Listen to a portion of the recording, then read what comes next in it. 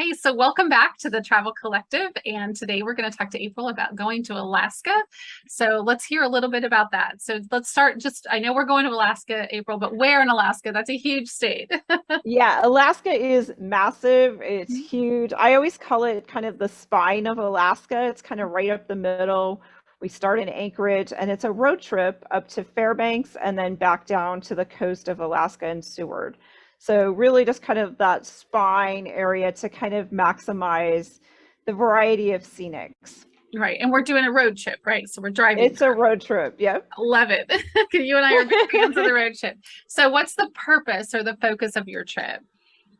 The focus is to go. I love autumn. I don't know what it is about the change of seasons, but when summer ends in Alaska and we head into fall, it's just the change of colors on the tundra. It's the animals are moving, and you get enough hours of darkness in the sky to observe, hopefully, the aurora, the northern lights. So that's again just the scenic possibilities of the trip and to get a slice of Alaska. I mean, Alaska is massive. People don't realize. I know I didn't realize my first time what's there, you But know? yeah, So, what is all there? So then who is the trip for? Obviously it's a road trip. Obviously we're seeing things.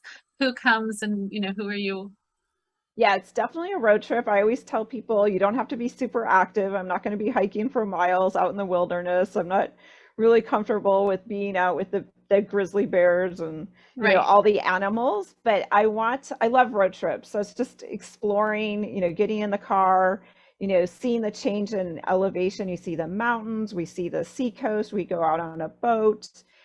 People that have an interest in visually seeing, capturing with their camera, and also just getting out and seeing Alaska and experiencing, like I say, I really try to include a mix of experiences and landscapes, whether it's the mountains, the sky, and the water.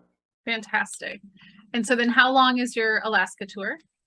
The Alaska trip is closer to 9 days, 10 Okay. days. So it's usually about 9 to 10 days to fit that all in because we are going so many miles to get Right. from Anchorage all the way to Fairbanks and then turn around and take the back highway all the way back down to Seward. Yeah. It's for so you can do the distance. It takes a while, Right. right? And then how many people? I max it out again about 6 people. Sometimes I've gone with as few as four, but it's really, again, we keep it small for the flexibility so that if something, all of a sudden we see a rainbow pop up out of the sky, we're going to be pulling off the road, taking pictures. If we see, moose or bear, it's not uncommon to see wildlife on the move this time of year. So again, keep it small so we have flexibility and can get to places that not everyone can get to. You can have your own small boat out instead of taking a large boat crammed with lots of people. When you're on a smaller boat, you're able to get in tighter and closer to opportunities. Yeah, yeah. That's smaller and make gives flexibility, right? And then our lodging when we go to Alaska, where are we staying? We always stay in places that have, in Alaska, something that was new to me is dry cabins. There are places to stay that are tents or cabins that don't have a bathroom in them. You have to go use a shared bathroom. But I always try to make sure we are staying in a place where you have your own bathroom, your own room. Alaska's a little bit more rugged, as you might imagine, so they're a little bit more Spartan accommodations. Sometimes they're not the most comfortable bed, but they're clean, they're dry, and again, having a shower and a bathroom at the end of the day. So Yeah, yeah, that sounds amazing.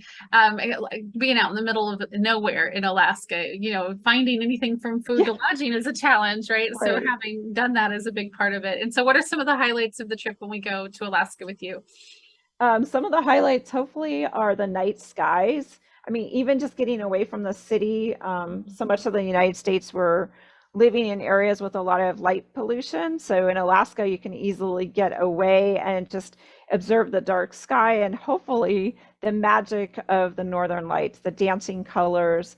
Also, getting out onto the water and seeing the glaciers and Yes. puffins and bald eagles and hopefully bears and moose in Denali because it is fall. The moose are in rut, so oftentimes they're close to the roads. They're very accessible to see them. So it's just Wow. the highlights of landscape, animals, sky, sea, water. So It's all there. It sounds amazing, April. So thank you so much for sharing about Alaska and your tour. And if you want to find more, you can go to the-travelcollective.com and look up April and her tours. And we'll talk to you again soon, April. Thanks. Yeah, thanks, Cindy.